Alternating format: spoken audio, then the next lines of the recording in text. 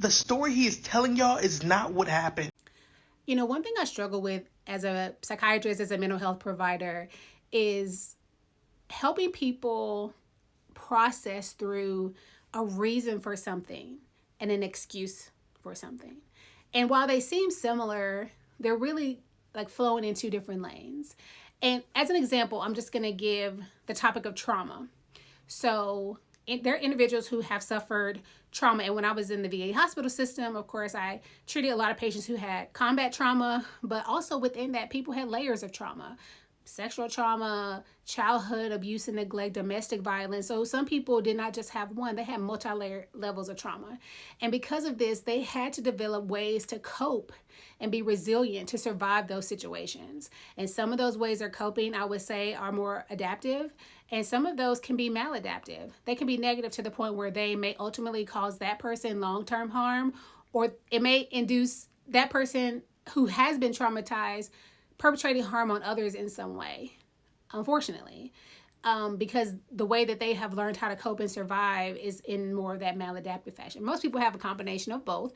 And again, when people have insight into that, that's why they come into mental health treatment, because they understand that they need help. But it's hard, again, even for an individual, it's hard to know, like, where does my responsibility and accountability start and end? Because, you know, if I've been traumatized and harm has been perpetrated to me, what do I do with that? I think that's what I'm trying to get over. It can be very complicated for people to try to figure out, what do I do with that? I was 5. I know I'm not responsible for the things that happened to me, but now I have these behaviors and it's likely due to the trauma. How do I change that? That's generally why people come to treatment, when they have that insight.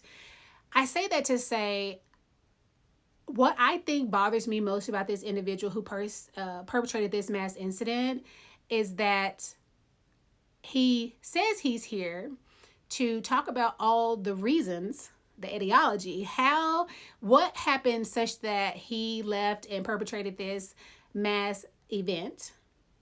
But on the other hand, most of his content is surrounding his victimhood for the incident that happened to him. And I think that's why it comes across to me as not genuine. It comes across as you're giving excuses. And I think that's because instead of doing what he says the purpose of that account is, being accountable, you know, for the harm. And let's face it, when you perpetrate a mass event like that, you have caused harm on a collective level. There are people who went to high school with this individual who do not sleep right now, I'm sure, have nightmares or can't be in a public place, have panic attacks because of surviving that incident. Not to mention the people who actually he did, you know, injure. The people who were just there to witness that are changed forever.